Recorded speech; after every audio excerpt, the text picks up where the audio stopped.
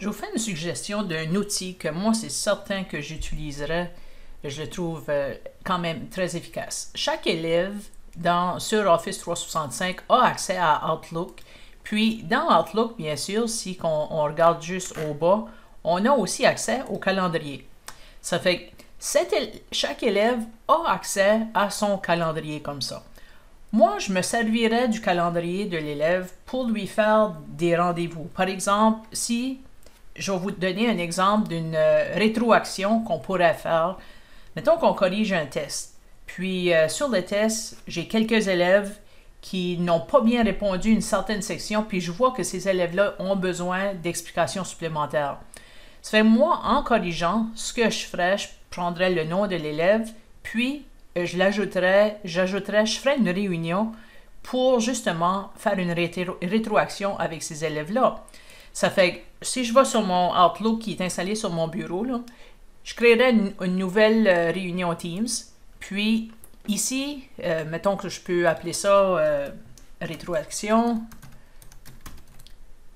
Puis je vais mettre ça devoir 4 par exemple.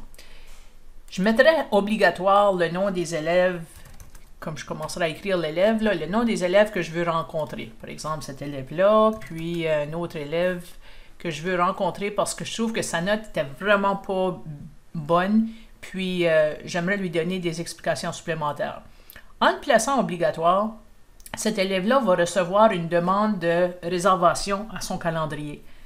Ça fait que l'élève accepte la réservation ou il la rejette. Ça fait que ça sera quelque chose à gérer, là. Donc, l'élève accepte la réservation, ça se place automatiquement à son calendrier. Puis, la journée que vous voulez faire cette rencontre-là avec l'élève, l'élève reçoit le lien de la réunion, puis il entre dans la réunion à l'heure que vous avez planifié. Ça fait que c'est une façon de faire une rétroaction après qu'on donne une évaluation à des élèves s'ils ont besoin d'explications supplémentaires. Ça fait que si je vais juste aller sur Teams, si on veut retourner, par exemple, ici, je suis dans le note.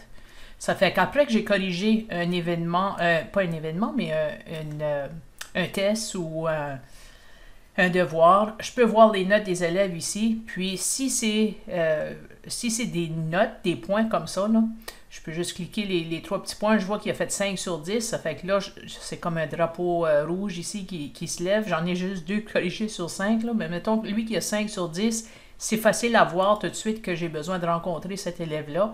Ça fait que je vais juste ouvrir le travail de l'étudiant ici.